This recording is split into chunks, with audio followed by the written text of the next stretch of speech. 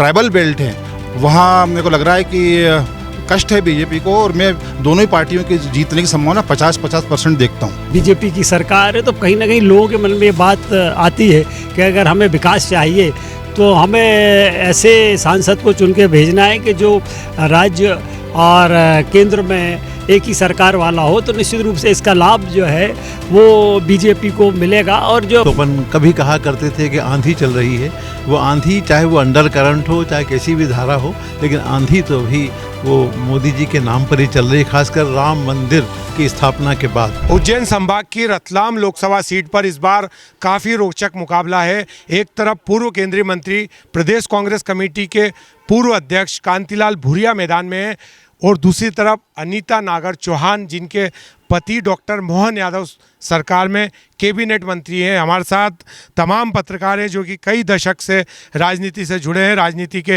विश्लेषक हैं। हमारे साथ संदीप वत्स जी हैं, हमारे साथ निरुक्त भार्गव जी हैं, हमारे साथ उज्जैन के वरिष्ठ पत्रकार सुनील जैन साहब हैं, लेखक, साहित्यकार और पत्रकार पिलकेंद्र अरोरा जी हैं, और द्वारकाधीश चौधरी जी हैं जो कि लंबे समय से राजनीति को बारीकी से देखते हैं, समझते हैं, और पूरे जो इनके अभी तक के दावे हैं वरिष्ठ पत्रकारों के कहीं ना कहीं सटीक साबित हुए हैं। इस बार जो रतलाम की लोकसभा सीट है उस पर पूर्व केंद्रीय मंत्री ने अपने जो मंत्री के कार्यकाल था उसको सामने रखा है और कहा है कि आखिरी चुनाव है। क्या लगता है आपको, बीजेपी की टक्कर, बीजेपी के दावे मजबूत है या कांग्रेस का दावा मजबूत है? नहीं, जैसा कि मैंने कहा आपको पहले भी कि मंदसौर या उज्जैन, मंदसौर, ये पूरा जो बेल्ट है, चाहे निमाड़ की बात करो आप, चाहे मालवा की बात करो, ये पूरा बीजेपी का वेस्टर्न बन चुका है। इस पूरे क्षेत्र में कांग्रेस के लिए बहुत ज़्यादा कोई स्कोप नहीं है। ठीक है, ज़रूर जो थोड़ी आदिवासी सीटें, उसमें कुछ आदिवासी वोटर्स हैं जो कांग्रेस को ट्रेडिशनली वोट करते आए, बट पिछले कुछ समय में बीजेपी ने उसमें भी अच्छी सेंध करी है। चाहे उनके हित में कई सम्मेलन करे, चाहे दूसरी चीज़ें लाए, चाहे कानून बना के लाए किसी न किसी रूप में, तो अब वो वाली स्थिति नहीं है। पहले जो हम कहते थे कि आदिवासी पूरा कांग्रेस के साथ है, अब वो भी कहीं ना कहीं बढ़ गया है, भाजपा के साथ भी है। और रतलाम झाबुआ सीट की भी बात करें तो ये भी सीट कहीं ना कहीं बीजेपी के लिए अपर एज रखती है। रतलाम जो लोकसभा सीट है उस पर डॉक्टर कांतिलाल भूरिया, जो कि डॉक्टर विक्रांत भूरिया जो कि कांतिलाल भूरिया जी के पुत्र हैं, उन्होंने भी मेहनत की है, वहाँ से विधानसभा चुनाव भी जीता है। और जैसा कि पूर्व मुख्यमंत्री ने पेसा एक्ट लागू किया है जो कि आदिवासियों के लिए काफ़ी लंबे समय से मांग उठ रही है, इसका लाभ कुछ लोकसभा चुनाव में मिलता दिख रहा है आपको? आदिवासी जो हैं वो परंपरागत रूप से हाथ का पंजा देखते हैं, और ये रतलाम झाबुआ का जो इलाका है इसकी हिस्ट्री तो यही कहती है, कुछ इलेक्शन छोड़ दें 10-20 साल के, उसमें बीजेपी को थोड़ा अपर हैंड रहा, लेकिन इसको अगर ट्रेडिशनली देखा जाए तो ये सीट कांग्रेस की रही है। और कांतिलाल भूरिया जी यहाँ से एक तरीके से प्रतीक बन के उभरे, और उनकी लगातार सक्रियता रही। वो केंद्रीय मंत्री भी रहे, प्रदेश कांग्रेस के अध्यक्ष भी रहे, लगातार विधायक स्टेट में मंत्री रहे, उनके बेटे प्रदेश युवक कांग्रेस के अध्यक्ष रहे, विधायक हैं। उस क्षेत्र में काफ़ी सारी सीटें, जो 8 सीट आती हैं उसमें से 4 से 5 सीटें अभी कांग्रेस के पास हैं। और जहाँ तक बीजेपी का सवाल है, बीजेपी की जो महिला वहाँ से लड़ रही हैं, उन पर यह आरोप था कि उनके पति तो वो हैं, खुद मंत्री हैं, और भाजपा कह रही है परिवारवाद, तो वहाँ परिवारवाद तो आप ही कर रहे हैं। तो ये लोग बीजेपी वहाँ समझा नहीं पाई लोगों को। तो शहरी क्षेत्र में रतलाम वगैरह में बीजेपी को अच्छी लीड मिल सकती है, लेकिन जो ट्राइबल बेल्ट हैं वहाँ मेरे को लग रहा है कि कष्ट है बीजेपी को, और मैं दोनों ही पार्टियों की जीतने की संभावना 50-50% देखता हूँ।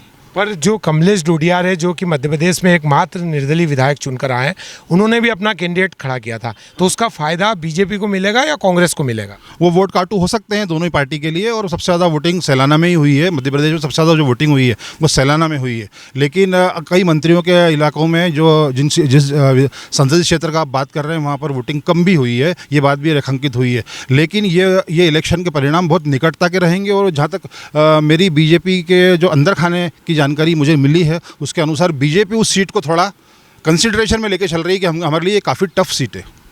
हमारे साथ सुनील जैन साहब भी हैं। सर, क्या लगता है आपको, जो पूर्व केंद्रीय मंत्री हैं वो इस बार आखिरी चुनाव का जनता के बीच बोलकर ऐलान कर चुनाव लड़ रहा है, तो इसका फ़ायदा मिलेगा आखिरी चुनाव का? देखिए वो ये ऐसा बोल रहे हैं, पर जो पहले की परिस्थितियां और अभी की स्थितियों में बहुत अंतर है।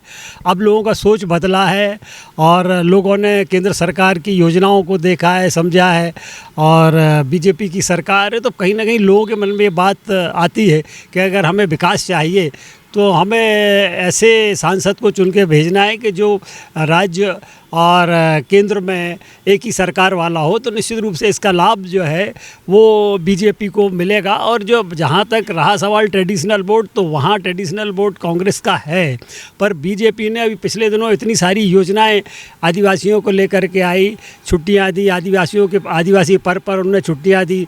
सरकार ने आदिवासी क्षेत्रों पर विकास की बात भी की, अभी रेल लाइन भी वहाँ बिछ रही है, तो कहीं ना कहीं ये इन सब चीज़ों का लाभ भी बीजेपी को मिलेगा। और मुख्यमंत्री मोहन यादव ने भी उस क्षेत्र में अपनी ताकत झोंकी है, उनके लिए ये बड़ी प्रतिष्ठा की सीट है।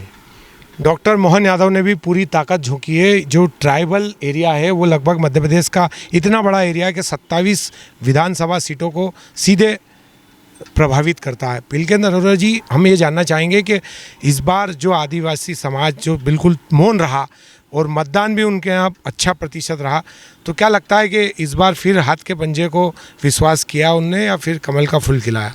मुझे तो कहीं से कहीं तक नहीं लगता। प्रचार प्रसार के मामले में जिस ढंग से भाजपा ने अपने परचम लहराए उसको देखते हुए लगता नहीं कांग्रेस को कोई लाभ वहाँ पर मिलने वाला है। सारे के सारे आदिवासी बहुल क्षेत्र में भी जो प्रचार प्रसार हुआ है और लोगों को यह भी लगने लगा है कि मतलब विकास का लाभ तभी मिल पाएगा जबकि सांसद भी उसी पार्टी का होगा जिस पार्टी की सरकार प्रदेश में है और जिस पार्टी की सरकार दिल्ली में है। आपने बड़ी बात कही है कि प्रदेश में जो सरकार बनती है, चूंकि प्रदेश से ज़्यादा लोगों का सीधे कनेक्टिविटी रहती है, तो क्या लगता है आपको कि जो जिस तरीके से विधानसभा चुनाव 2023 में जो परिणाम आए हैं, तो लोकसभा में कुछ बदलाव की उम्मीद आप रखते हैं इस तरीके से? नहीं, ऐसा तो कुछ नज़र नहीं आता। मुझे तो लगता है कि जो मतलब जिसको अपन कभी कहा करते थे कि आंधी चल रही है, वो आंधी चाहे वो अंडर करंट हो चाहे कैसी भी धारा हो, लेकिन आंधी तो भी वो मोदी जी के नाम पर ही चल रही है। खासकर राम मंदिर की स्थापना के बाद और जो घोषणाएं महत्वपूर्ण थी, चाहे वो 370 को लें, चाहे राम मंदिर की स्थापना को लें, कितनी भी महंगाई हो, देश में कितना ही भ्रष्टाचार हो, लेकिन देश की जनता सब भूल कर उनके साथ खड़ी है, चाहे वो रतलाम की ही क्यों ना हो। द्वारकाधीश जी, हम आपसे जानना चाहेंगे कि जो बीजेपी का वोट बैंक है वो लगातार बढ़ा है पिछले कुछ समय में आदिवासी क्षेत्रों में और कांग्रेस का खिसक गया। इसका क्या बड़ा कारण लगता है आपको कि जो रतलाम जैसे हम बात करें तो कांग्रेस ने खूब मेहनत की, लेकिन उसका परिणाम उसी हिसाब से आने वाला?